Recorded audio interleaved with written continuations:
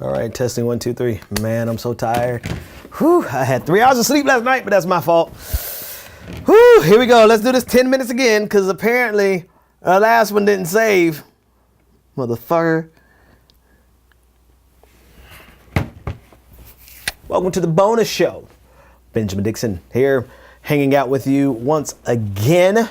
It's always a pleasure. Always grateful, David, for the opportunity to hang out with your audience. Audience is growing. Man, I think David is almost at 700,000 subscribers. I remember when he crossed 100,000. So that's absolutely great, man. Congratulations on all your success. I know I've done quite a few shows for David, and I know I've done quite a few bonus shows. I don't know if I've discussed my my background extensively as it pertains to politics. Not just to talk about me, but why my background I think is extremely pertinent, particularly during this onslaught of religious legislation that is spreading across the country, the anti-choice legislation, anti-abortion legislation, let's just call it what it is, the attack on LGBTQ rights, like the stories that I covered today, attack on the trans people, basically forbidding them from going to like if you're a trans woman, they won't let you go to a women's shelter. It's just an attack on rights all over around the country, being headed up by people who believe they have the moral high ground. And they believe that because of their interpretation of their religion. I'm a Christian, been a Christian. I was born into a Christian family. So, you know, that's what happens. You become a Christian. And, you know, somewhere early on, I just started noticing like these discrepancies between what our interpretation. I want to say my interpretation, but it's not my personal interpretation, but the interpretation of the faith that I grew up in, liberation theology. And what I saw prominently on television, on televangelists, Jimmy Swaggart, Jerry Falwell, all these guys, many of them aren't here anymore, but they've been replaced by people like John Hagee. I know David has covered John Hagee several times. And they're prominently on television and prominent in our politics. And the problem is that they are prominent in our politics. I don't care what they do on television. I don't care what they preach and teach at their church. That's their religious right to do so. But it's when they try to take their religion and place it. And when I say their religion, I'm a Christian, but we have totally different interpretations of the Bible as it pertains to critical things. Critical things like, you know, all they're obsessed with is abortion and who you're having sex with. Meanwhile, as we read and teach the Bible, we're obsessed with justice. And so we obviously have to look at things like, you know, the oppression of the least of these, the oppression of the LGBTQ community, the oppression of particularly the trans community. You look at things like the war in Yemen, American imperialism. You know, we preach and teach against those things, like capitalism in general, how it exploits people across the globe. I mean, those are the things that are critical in our interpretation of the faith, but that's the problem. Faith can be interpreted however you want to interpret it. And Republicans have been interpreting it for the last, forever, in a way that has been detrimental to society. And so the reason I bring up my background is because I think it's extremely important for us on the left of the spectrum, generally progressive, generally intellectually curious, skeptics. All of us are generally skeptics. Even as a Christian, I'm a skeptic. I'm like the closest thing to an agnostic that you're going to get. Don't really know what's going to happen. Honestly, don't really care what's going to happen after I die. Totally cool one way or the other. I'm totally down with there being a heaven. Totally down with there being nothing. Sometimes thinking that oblivion, like people are terrified. I'm on a tangent now. I'll get back. Like people are terrified of nothingness. Like they're afraid, like when we die, it's going to be nothing. Why would you be afraid of nothing? It's like literally nothing. So there's nothing to be afraid of.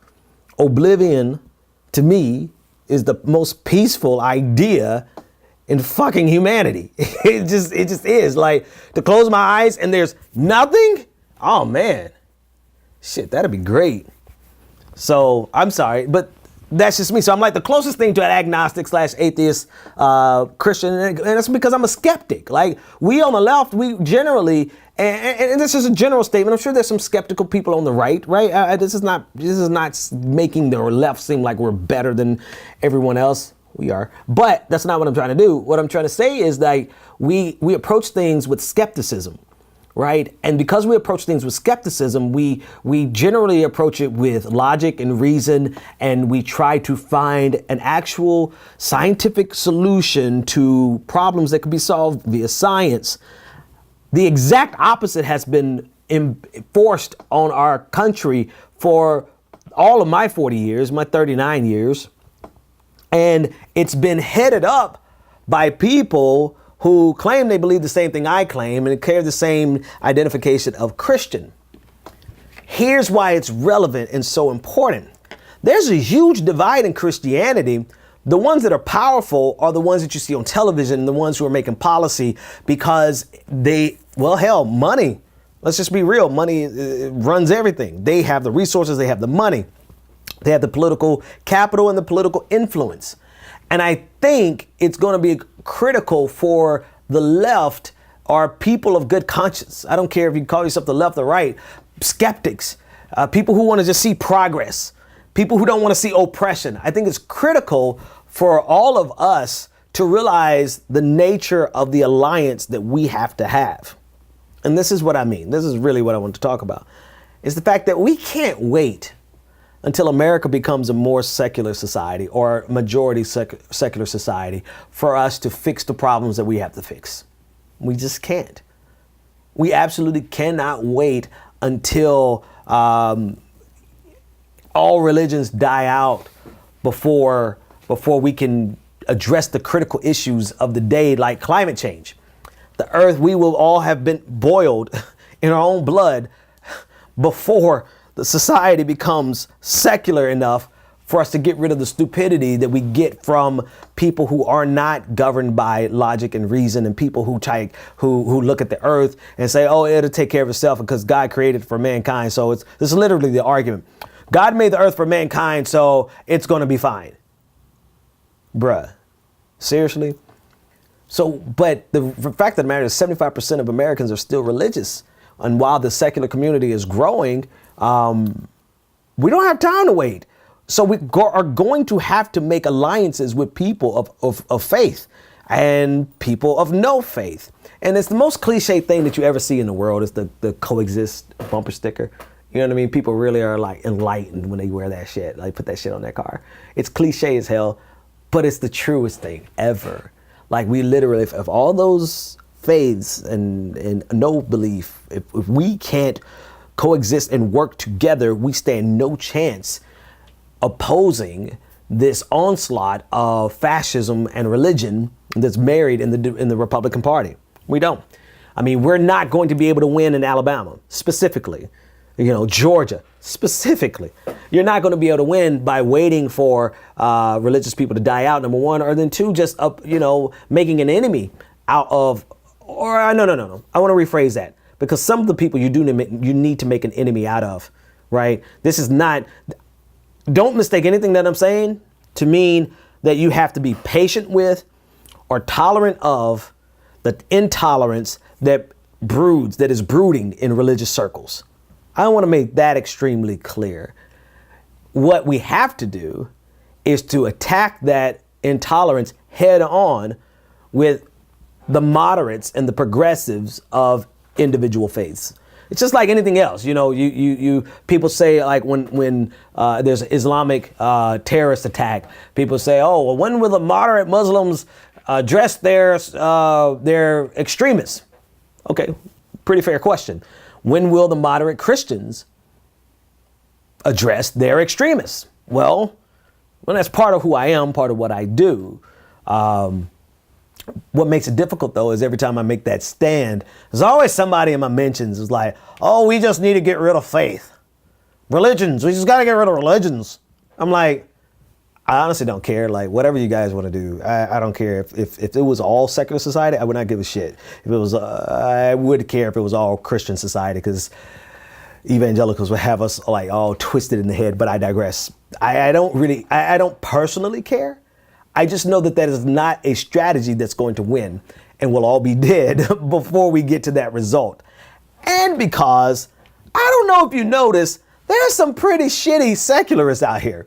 I mean, there's some pretty horrible right-wing atheists that are out here. So it's not like just being non-religious by default makes you a better person or a more logical person or a person who can operate better and coexist. We can coexist with. It doesn't. You know what I mean? You have to find people of good conscience no matter where they are, no matter what they believe. There is a growing movement of progressive Christianity that has to take a platform and it has to take a stand, because I don't see any other way, man. I honestly do not see any other way that we're going to beat back against the onslaught of this rabid right-wing conservative Christianity that's trying to tell you what to do with your life, and has been damaging to not only people who don't want to be Christian, but it's been damaging to Christians. Especially Christians of good conscience. So that's it. The moral of the story is we need each other. Kumbaya, motherfuckers. No, I'm sorry. Have a great weekend, everyone. Thanks for hanging out with me. We'll talk soon. I'm sure that